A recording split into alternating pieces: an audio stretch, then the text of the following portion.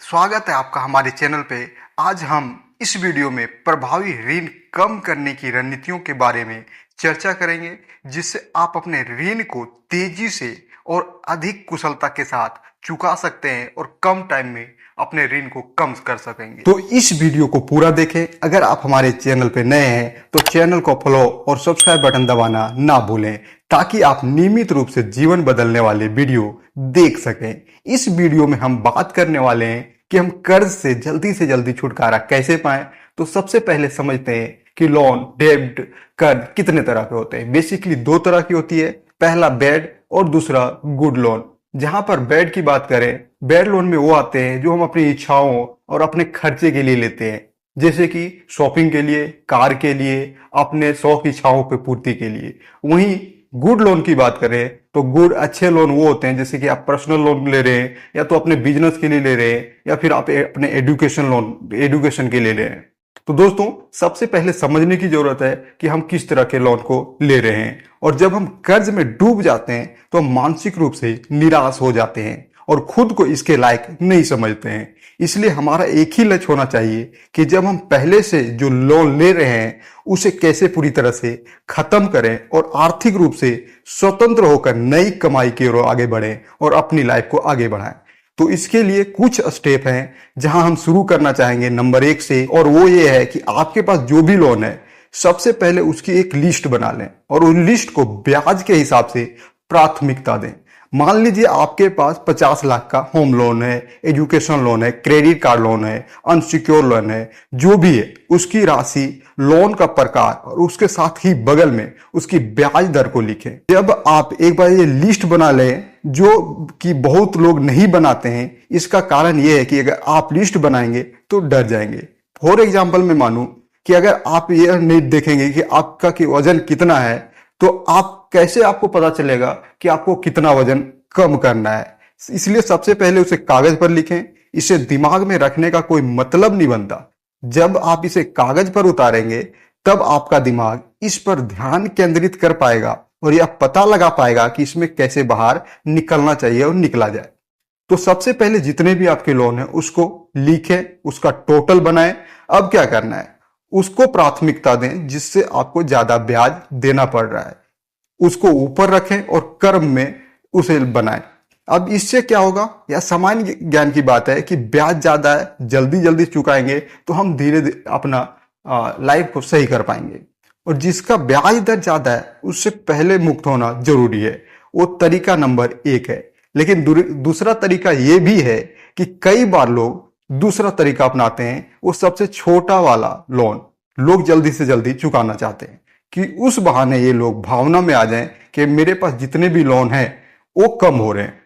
और एक तीसरा तरीका ये भी है कि इससे जो आपको मानसिक रूप से सबसे ज्यादा परेशान कर रहा है, सबसे पहले उससे मुक्ति पाए। दोस्तों, अब बात करें दूसरा तरीका या दूसरा कदम, तो वो ये है कि अपना बजट बनाए। सबसे पहले अपने खर्चे और अपने इनकम का एक बजट बनाए। आप जो भी खर्च कर रहे हैं और जो भी कमाई कर रहे हैं, सबसे पहले उसे कागज पर उतारें।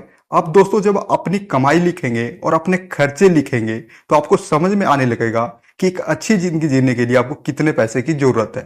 तो बजट बनाना शुरू करें, उस बजट को होल्ड करें। अब जब बजट बन जाएगा तो आपके पास पता चल जाएगा कि आपकी ईएमआई या लोन कैसे चुका सकते हैं। इसके लिए आसान बहुत तरीका है।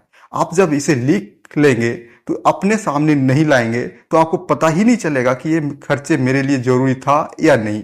जब आप अपने बजट बनाने के लिए कह रहा हूं तो आदर्श बजट इस मॉडल से बनता है, जिसमें 50% आपकी जरूरत अच्छी जिंदगी जीने के लिए होनी चाहिए, बाकी 50% आपकी आमदनी उसमें जानी चाहिए, 30% आपकी इच्छाएं, और इच्छाओं के अलावा शॉपिंग में आ सकती है, मनोरंजन में आ सकती है, और बाकी 20% आपके लक्ष्य भविष्य की बचत के लिए हो सकता है। अब ये भविष्य की बचत अंततः आप इसे रिटायरमेंट फंड कहते हैं या आपकी संपत्ति बनाना चाहते हैं। अब क्या करें, जब आपके पास लोन होता है तो दोस्तों, सबसे पहले आपको जो 50% है, भले ही आप उस जिंदगी जीने में लगा रहे हो, लेकिन बाकी का 50% ये जो आ रहा है, जो है, ये दोनों आप जितना हो सके अपने लोन को चुकाने में इस्तेमाल करें। इसके बाद चौथा कदम, ज्यादा खर्चा नहीं करना। मतलब जब तक ये लोन चुका नहीं दिया जाता आपको किसी बड़े नए खर्च के बारे में सोचने की जरूरत नहीं है, जैसे कि नया घर खरीदना या नई कार खरीदना। दिवाली आने वाली है इसलिए घर का नवीकरण कराना, किसी शादी के पीछे कोई अस्थायी खर्चा है, शादी को टाल देना या कम से कम खर्चे में मैनेज करना। इसलिए बजट जब आप बनाएंगे तो आपके खर्चे और आपकी इनकम पता चलेगी, और उसमें डिफरेंस जो चीजें आती है ना कि हमारे खर्चे कितने हैं और मेरे इनकम क्या है, उन चीजों की जब डिफरेंस आपको पता चलेगा तो आप मिनिमम करके, अपने खर्चे को मिनिमम करके उसकी ईएमआई भरेंगे और अपने लोन को कम कर सकेंगे। तो आपको इससे बहुत सावधान रहना होगा। और अगला स्टेप आता है कि आप अपने घर में बेकार की चीजें पड़ी हुई है जो अस्त व्यस्त का काम कर रही है, आप उनका इस्तेमाल भी नहीं कर रहे हैं, उसे बेच दें। जैसे बहुत सारी हमारे घरों में चीजें होती है कि पुरानी बाइक पड़ी है, पुरानी टीवी पड़े हुए हैं, पुराने कैमरे पड़े हुए हैं जिसका हम यूज 6 महीने, साल भर, 2 साल से नहीं कर रहे हैं, आप उनका इस्तेमाल नहीं कर पा रहे हैं, तो उन्हें बेच दें। आजकल ओएलएक्स और क्यूकर पर जाकर कोई भी चीज सेकेंड हैंड बेची जा सकती है, तो आप उसमें कुछ पैसे कमा सकते हैं और उससे अपना लोन चुका सकते हैं, जिससे आपको थोड़ी सी आसानी होगी। शायद आप उससे 1-2 किस्त लोन का चुका पाएंगे। दोस्तों, इसके बाद आगे बात करें तो अगला आपका स्टेप आता है कि दोस्तों आपको बैठ के सोचने की बजाय अपनी इनकम बढ़ाने और मैनेज करने का सोचना चाहिए। इससे आपका आसान हो जाएगा लोन को धीरे धीरे कम करने में। अब इनकम बढ़ाने के कुछ आसान स्टेप हैं। नंबर 1 आता है कि आप अपने जो काम कर रहे हैं उसमें कुछ घंटे बढ़ा दें या ज़्यादा काम करने लगे, या 8 घंटे की जगह आप 10 घंटे काम करके अपने पैसे ज़्यादा आप कमा सकते हैं। और इसके बाद दूसरा भी स्टेप आता है, वो है नई जिम्मेदारी लेना, नई रिस्पॉन्सिबिलिटी लेना, कुछ काम को एक्स्ट्रा करना। इसके साथ साथ आप कर सकते हैं पार्ट टाइम कोई काम कर सकते हैं। नई जिम्मेदारी के लिए आपको सबसे ज्यादा पैसे, प्रमोशन या कुछ भी मिल रहे हैं, उसे ले लें। नंबर 3, पार्ट टाइम कोई नई नौकरी शुरू करें।